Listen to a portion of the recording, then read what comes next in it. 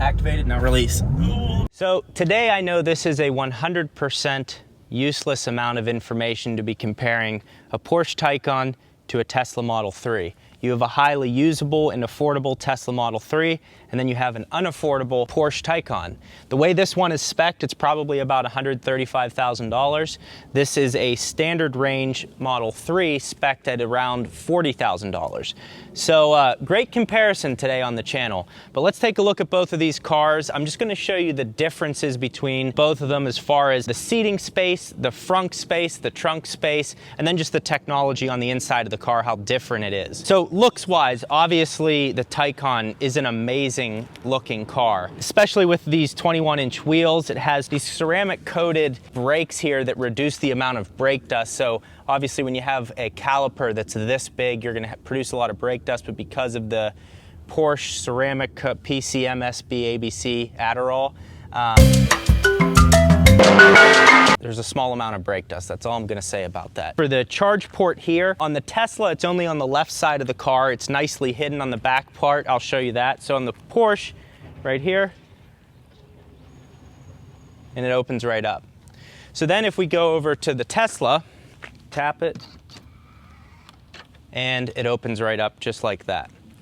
So that's the differences with that. I wish that Tesla had it on both sides. I think that could be a nice feature that they add, but as of right now, that's not how it is. So then we'll step into the driver's seat on the Tesla. Now this one does have the white interior, which is absolutely beautiful. So you can take a look in there just at the simplicity of the car. I'm sure a lot of you are familiar with Tesla.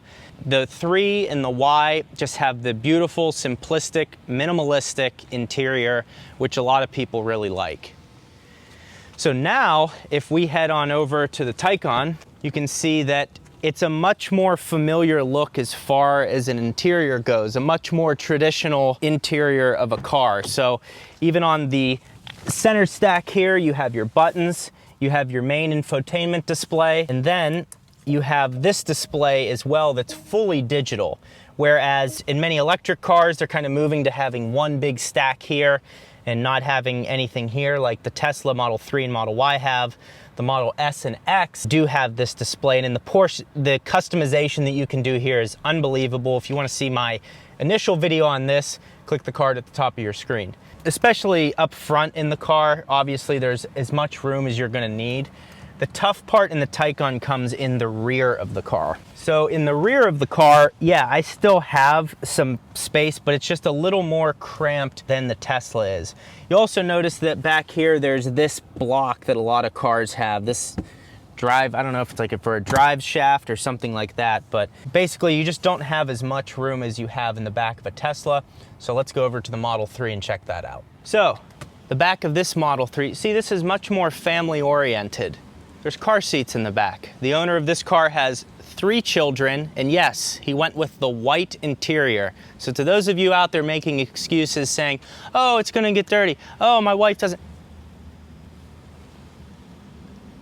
no excuses. There's a much more usable space back here, and a big part of the usable space is because the center part doesn't have that big bump that a lot of cars have. So I just think that's a nice feature that Tesla has built in, simplistic, and also because Tesla's batteries are still the most efficient out there, they're able to take up less space as far as weight and then length of the car. The one thing I will say that Tesla lacks on, and every Tesla owner can attest to this, is the range of the car. This one is advertised at 263 miles of range. They generally never get the range that they're advertising, whereas this gets the range it advertises. When I put the Porsche Taycan into range mode, so there's different drive modes, there's range, normal, sport, sport plus, and individual. 5 different drive modes. So as you adjust the drive modes in this car, it reflects your range accurately to the mile. Whereas in a Tesla, if you're not using the percentage and you're using the mileage, it's very confusing and it uses up a lot more than it says it should. So that's just something to be aware of before you're getting the car, is the range, it's not like you're gonna get in your Tesla and drive at 263 miles. The conditions have to be absolutely perfect for that. The new Model 3s have the automatic trunk, which is really nice. Also, a lot of you really liked this trunk cover in the previous video I did on the Model 3. I will have that linked in the description below. But this is a great trunk. You can easily fit golf clubs and whatever. It also has this massive storage compartment down here. And then there's this under display, under compartment too. It says Model 3 down there, so kind of a nice, unique mat. So you have that. Now, over to the non-family friendly Taycan. Very cool feature. You press this button, fully automatic trunk opens up, but you can see how squat it is compared to that trunk. Now, if we move this camera equipment back, the only storage you have here is this little, you could put a bow and arrow in there, I think. That's about it. And I don't think this other part, let's see. I'm sure it opens up, but I don't think there's more storage back there. So just wanted to show you these two cars. I know it's an insane comparison, but they are both electric vehicles. This is an amazing car to drive. There's no doubt about that. Porsche did an amazing job, especially with the seating position, steering wheel, visibility. It's all done very well. Almost forgot the Frunk. On the Porsche, it's very interesting to unlock this. Keys in my pocket. It's kind of scary. There it goes. Then there's the release.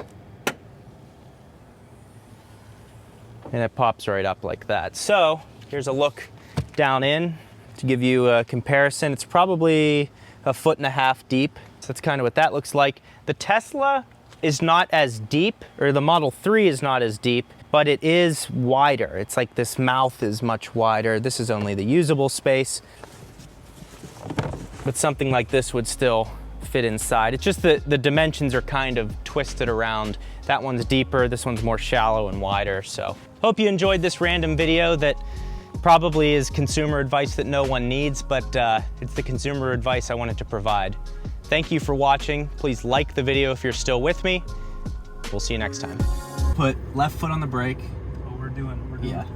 Left foot on the brake all the way. There's a truck coming. It's okay, hit it. So left foot, hold it down. Yep. Activate it, now release. Oh, Jesus Christ. Oh my God. I had to let up. I didn't Yeah, I'm with you.